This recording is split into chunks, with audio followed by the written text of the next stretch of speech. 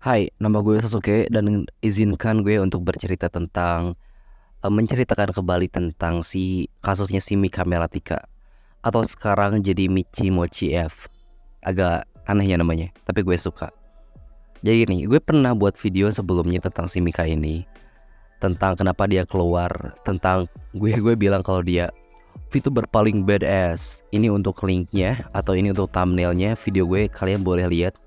Tapi pada saat itu memang informasi yang dia berikan memang masih susah dicari gitu. Waktu itu si Mika pernah kena drama karena dia menghilang. Terus orang-orang pada gak tahu kenapa. Dan dia baru nge-reveal sekarang kenapa dia menghilang. Jadi ya izinkan gue menceritakan kembali dengan bahasa Indonesia gitu. Mungkin karena dia cerita pakai bahasa Inggris anjir. Mungkin kalian gak tahu. Jadi gini. Pada awalnya pada awalnya setiap orang itu kita punya ketakutan. Betul kan? Ada yang takut hantu, ada yang takut jadi melarat, ada yang takut menjadi tidak sukses. Nah, si Mika Melatika, ya gue bakal ngomong Mika Melatika, gue gak mau pretentious anjing. Jadi VTuber X di Niji Sanji, nah fuck that, I'm not pretentious as like that. Jadi si Mika Melatika itu takutnya apa? Dia takut di penjara. Karena bro, kalau lu pernah di penjara di Indonesia susah men, dapat kerja lagi itu susah sumpah. Itu sudah mencoreng nama baik keluarga, malah diomongin sama tetangga kan. Jadi itu dia takut di penjara. Jadi dia itu sangat law abiding citizen gitu, masyarakat yang taat dengan peraturan. Jadi di sini dia memang dari awalnya orangnya udah tekun banget, udah rajin, kayak maksud gue hard working. Apa ya gue bahasanya, udah kerja dari usia 15 tahun katanya. Jadi masih apa ya, 15 tahun itu masih usia SMA, tapi dia udah kayak side hustle, menghasilkan uang dan lain-lain. Jadi ya bagus, itu harus kalian contoh kalau misalnya kalian di usia kayak gitu, di usia sekitaran muda gitu. Gue udah gak muda lagi. Ya dia kayak biasa mungkin ke universitas dan study universitas, dia kerja dengan gaji yang lumayan gede. Oke, untuk orang Indonesia lumayan gede. Nah, kenapa gue ngomongin hal ini? Sebenarnya gak terlalu penting, gak ada impact ke cerita utamanya. Tapi ini gue mau kayak ngasih tahu kalian karakter si Mika itu kayak gimana gitu. Intinya dia udah bikin MPWP sebelum dia tahu dia bakal kerja dengan gaji yang mengharuskan dia bayar pajak gitu. Artinya dia udah sangat terorganisir dalam hal keuangan. Jadi kalau kalian belum tahu, NPWP itu adalah ketika lo wajib pajak, dimana penghasilan lo itu biasanya lebih dari gue lupa lagi sih, tapi correct me if I'm wrong, itu lebih dari 4 juta. Itu lo harus bayar pajak. Dan biasanya kalau lo kerja di Indonesia, dimanapun ya, di bagian Indonesia manapun, mungkin kebanyakan di Jakarta ya, ketika lo masuk ke suatu perusahaan, yang bayarin pajak lo itu perusahaan. Jadi pas lo masuk ke PTA misalnya ya, nah pas lo masuk lo bakal dikasih kayak surat-surat pernyataan gitu, kalau misalnya uangnya nanti misalnya 10% bakal ditanggung oleh akan dimasukin ke pajak kalian gitu. Jadi hal perpajakan itu sudah dimasukin ke udah diurus sama perusahaan gitu, bukan sama kita. Tapi biasanya perusahaannya gak sembarang perusahaan ya. Ini perusahaan yang udah gede biasanya. Gue pernah soalnya. Lu tahu kan kayak misalnya kalau misalnya lu masuk ke perusahaan yang udah gede itu udah tersistem, udah terstruktur. Biasanya lu absen juga pakai absen talenta anjing. Bisa stalker karyawan yang lainnya. Ya mungkin kalau udah kerja kalian bisa relate sama itu. Oke, balik lagi ke topiknya. Ya jadi dia udah buat MPWP dan dia udah punya pekerjaan yang lumayan gitu. Jadi dia sudah terbiasa dengan kerja di Indonesia, dengan sistem Indonesia yang dimana perusahaannya itu mengurus pajaknya dia, bukan dia sendiri gitu. Dan singkat cerita, dia masuklah ke Black Company gitu. Sebenarnya gue gak terlalu suka sih jemput Niji Sanji itu Black Company, karena ya sebenarnya secara teknik enggak sih.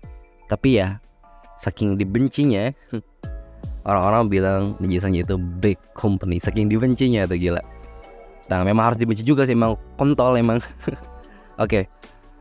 Jadi si Mika Melatika kerjalah di Niji Sanji jadi streamer dan lain-lain sampai 2 tahun, sampai dia kayak orang-orang pada kenal namanya.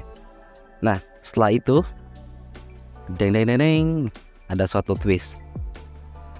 Jadi pihak perpajakan Indonesia ngirim surat ke si Mika in real life gitu kalau dia itu udah menghindari pajak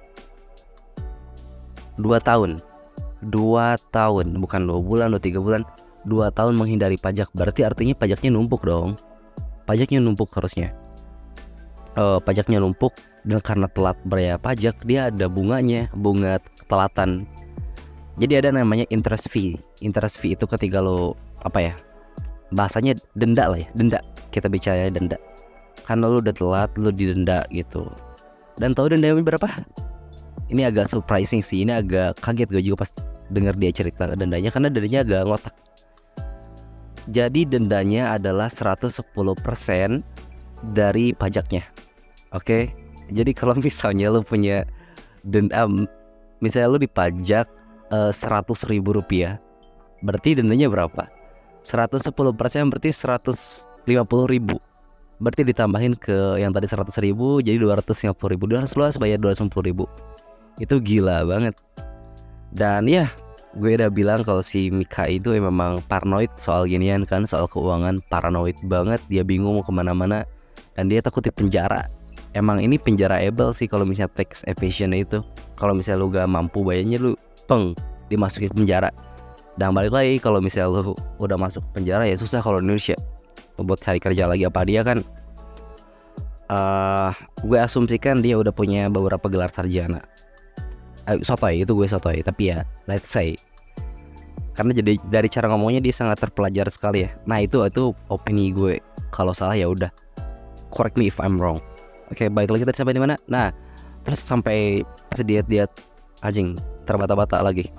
Nah pas dia tahu kalau dia itu dikasih ultimatum, dikasih apa sih namanya? Pokoknya dikasih surat kalau dia telat bayar pajak. Tapi kalau misalnya seminggu dia gak bayar pajak itu, dia akan blos gitu. Dia akan susah nantinya. Nah terus itu titik downnya si Mika Melatika di Niji Sanji. Dia langsung kayak stop streaming, fuck streaming dulu kayak. Terus dia ngurusin in real life-nya dia. Dia cari orang yang ngerti tentang hal ini.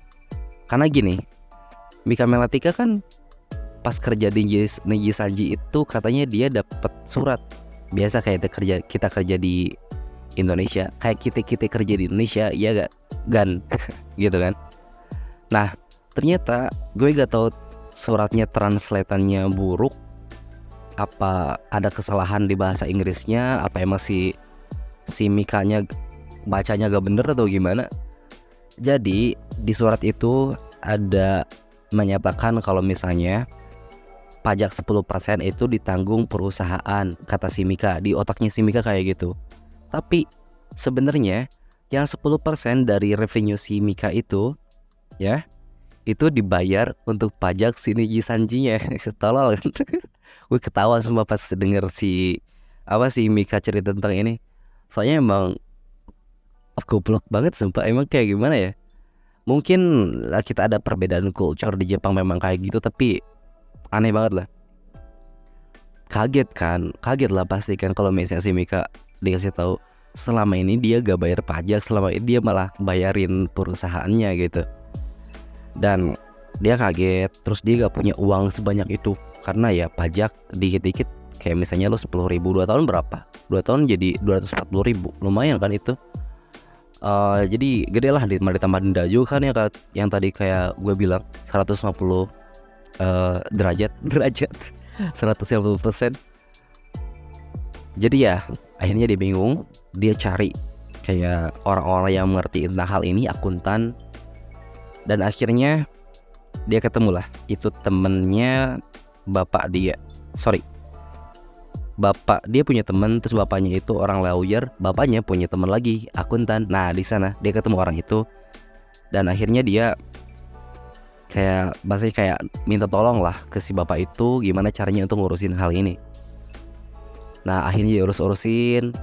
Terus si pihak pajaknya akhirnya melihat history si Mika ini, dia itu benar gak sebelumnya dia telat bayar pajak apa enggak. Ternyata enggak.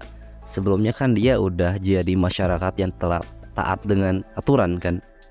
Jadi atas fakta itu, akhirnya si orang yang pemerintah gitu, kita bicara pemerintah akhirnya meniadakan interest fee itu. Jadi si dendanya kagak diadain gitu, jadi cuma bayar pajaknya aja.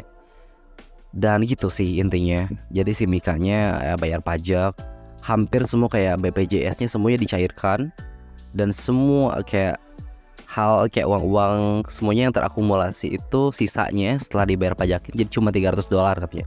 $300 sekitar 5 jutaan lah ya, 5 jutaan. Dia punya 5 juta lagi setelah semuanya dibayarkan ke pajak. Dan pastilah hal itu buat si Mika bete. Bukan cuma bete aja sih, kita juga sebagai penonton VTuber yang nonton videonya dia kayak pastilah ini kenapa akhirnya dia left Niji Sanjay.